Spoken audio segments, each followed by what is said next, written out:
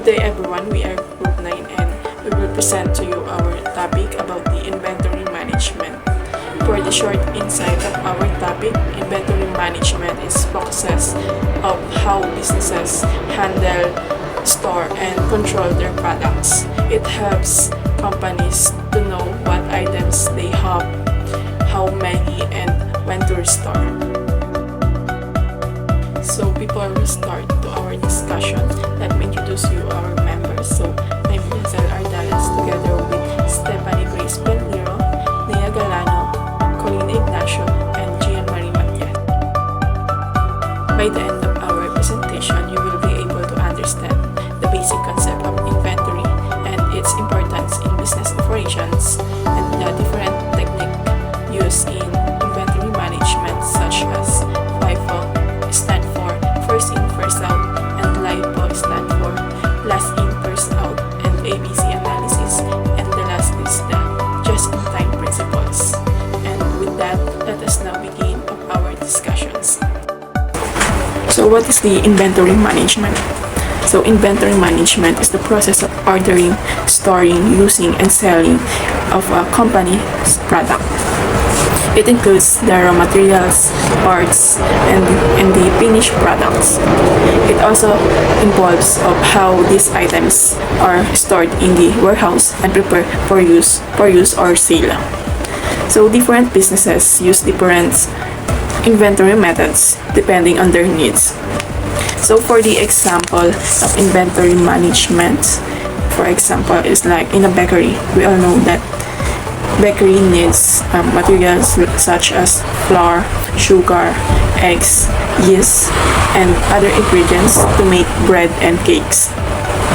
So the owner or the person that assigned to inventory must check the ingredients or how much ingredients left and order before they run out of stocks. So if the bakery runs out of flour, sugar, or their needs, cannot bake bread to sell, which can lead to lost sales. So on the other hand, if the bakery buy too much ingredients or eggs, flour, these items may expire and be wasted. So in business, proper inventory management is very important to help the business have enough materials to produce products to sell to avoid wasting and extra costs. So inventory is very important because it is one of the most valuable assets in business, like in retail, manufacturing, and food services. So inventory is the core of the business. So from the raw materials needed to produce products and the finished products are needed to sell. So good inventory management helps a company avoid problems like running out of stocks or having too many unused items. So if there is a storage or inventory when it's needed, it can cause delays, lost sales, and loss of customers. So that's why managing inventory properly is very important for a business to run it smoothly. So, good day everyone, my name is Colleen Ignacio and my assigned topic is all about concepts of inventory. So first, what is inventory management? It is a system that balances supply and demand so that businesses don't lose money from having too much stock or miss sales because products are sold out. It aims to, first bullet is to prevent overstocking or having too much inventory can lead to wasted products or higher storage costs. Then the second bullet is to avoid stockouts. Running out of items causes lost sales and dissatisfied customers. Then the third bullet is to improve cash flow by not tying up too much money in inventory that isn't being used or sold. Then the last bullet is make the operation smooth because it ensures that materials or products are ready and available when needed. Then some examples of inventory management in action is that first is the retail store or the shoe shop. In a shoe store inventory system, help track which sizes are selling fast and which ones aren't. This helps prevent running out of popular size and avoid holding too many less popular size. Then the second is yung e-commerce or yung Shopee at saka Lazada. Whenever a product is sold online, the system automatically updates the inventory. For example, if only one item is left and someone buys it, the system immediately shows the product is out of stock. Then the third one is the restaurants. Restaurants use inventory methods to manage food ingredients. They use FIFO, which means first in, first out. The oldest stock is used before newer deliveries. This helps prevent food from spoiling and keeps costs under control. Then the last one is yung manufacturing, which is my example is the car factory. In a car factory, timing is crucial for production parts. They use just-in-time inventory, meaning the parts are arrived just when they are needed in the production. This reduces warehouse space and lower storage costs. That's all for my report, and thank you. So good day everyone, my name is Jen Marie Machas, and today I will discussing how organization ensure the excellence with their supply chain. So measuring quality in inventory isn't just about counting boxes. It's about ensuring that every item meets a standard from the moment it arrives until it reaches to the customer. So I will cover 6 primary methods used in the industry today. So let's start. So the first method is inspection method. So, ito ay pinaka-basic na paraan. So, literal na pag-check ng item. So, may tatlo itong stages. We have the incoming inspection. So, pagdating ng raw material, chine-check kaagad kung may mga damage, expired, o hindi tugma sa order. So, example, nag-order ka ng flour. So, tinignan mo kung sealed pa yung mga packaging at hindi basa. Kung may sira, hindi na ito ipapasok sa warehouse. Next is in-process inspection. So, habang ginagawa o hinahandle ang product, may monitoring. So, example dito is sa factory na gumagawa ng soft drink. May staff na nag-check kung tama ang sealing ng bote habang tumatakbo ang production line. So, the next is the last is final inspection. So, bago i-ship sa customers, so last na i-check kung pasado sa standard. So, example is sa clothing brand. So, bago i-pack ang t-shirt, tinignan muna kung so the second one is statistical process control. So this is about using numbers, charts to monitor the quality.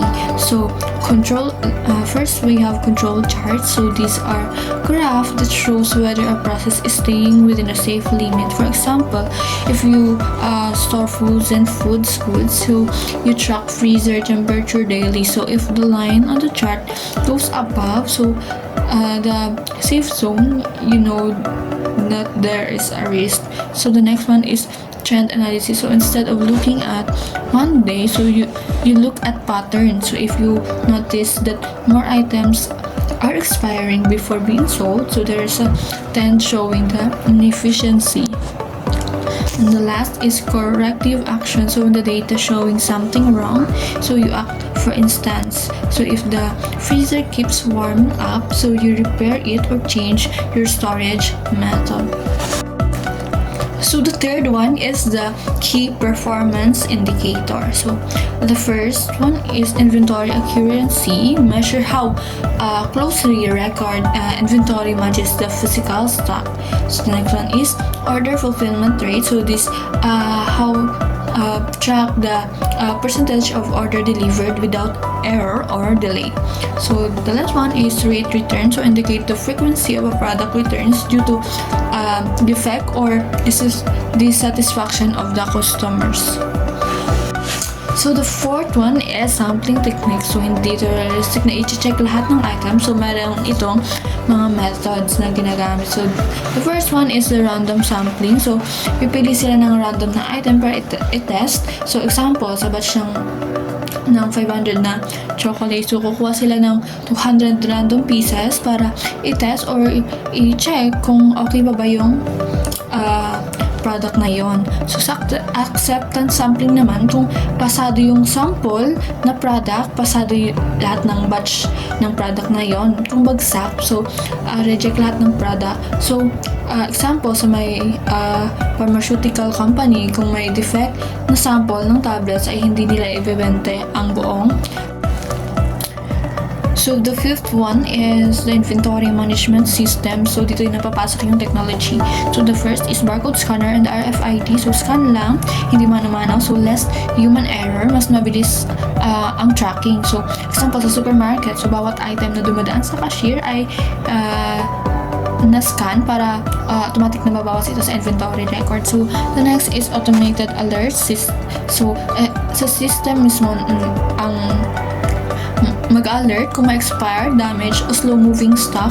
So example, kung may gatas na malapit mag-expire, magbibigay lang ito ng notification para ma-clear agad yung product na yun. So, analytics dashboard. So, real-time view ng inventory performance. Parang dashboard lang siya sa kotse. So, kita agad kung may problema. So, example, kung mababa ang stock ng rice, makikita agad sa dashboard at kakapag-order ng bago. So finally, we have the quality audit, which are formal reviews of our entire process. So internal audit, so conducted by our own staff to make sure we are following our own rules. So the internal audit conducted by third parties. So these are crucial for gaining official certificate like ISO or meeting government regulation. So in conclusion, by combining these 6 methods from physical inspection and statistical tracking to high-tech system and formal audit, a company can maintain a high-quality inventory system that reduces waste and keep customer happy. Thank you. Quality just-in-time is production and inventory management system that focus on producing goods only when they are needed, in the correct quantity and the right time. Its main purpose is to reduce waste, control inventory, and improve efficiency and ensure high-quality products while minimize costs. The first principle is elimination of waste. Waste means anything that's not add value to product, such as overproduction, waiting time, extra materials, or storing too much inventory. In JIT, the goal is to remove all this waste so that the company save time, space, and money. By reducing waste, the process becomes smoother and more efficient. The next is the second principle is continuation improvement. This means the company must always look for the way to make their process better, step by step every day. Instead of waiting for the big change, JIT encouraged small and steady improvement. Both workers and manager work together to find problem and solve them so the company keeps growing stronger. The third principle is a quality at the source. This means every worker is responsible for checking the quality of own work before passing it the next stage. If there is a problem, it should be fixed immediately instead of waiting until the end of the production. This avoids bigger mistake and ensure that the final product is of high quality. The fourth principle is the pull system, which means production only starts when there is a real demand or order from the customer. In another words, the customer pulls the production. This prevents the company from producing too much, which means not sell and avoid wasting resources. This principle also helps keeps inventory low and fresh. The fifth principle is strong supplier relationship. JIT requires the materials arrive when needed, not too early and not too late. To make this possible, company must build good and trusting relationship with suppliers. Reliable suppliers provide high quality materials on time, which keeps the production process run. The sixth principles is employee involvement and empowerment. In JIT, workers are not just following orders. They are trusted to make decisions, suggest improvements, and solve problems right away. They are also trained in multiple skills so they can help in the different parts of process. This teamwork and flexibility increase both efficiency and product quality. The seventh and the last principles is simplified work processes. Complicated systems often cause confusion and mistake. JIT focus on making work processing simple, clear, and standard so that everyone understands them. This makes production faster and easy to manage and less error. My name is Nayam Galano. So now we are going to discuss the inventory management technique. So first is the first in, first out. So first in, first out is one of the most common inventory management method used in stock operations. So this technique helps ensure that the oldest products are used first, reducing the chance of spoilage or obsolescence.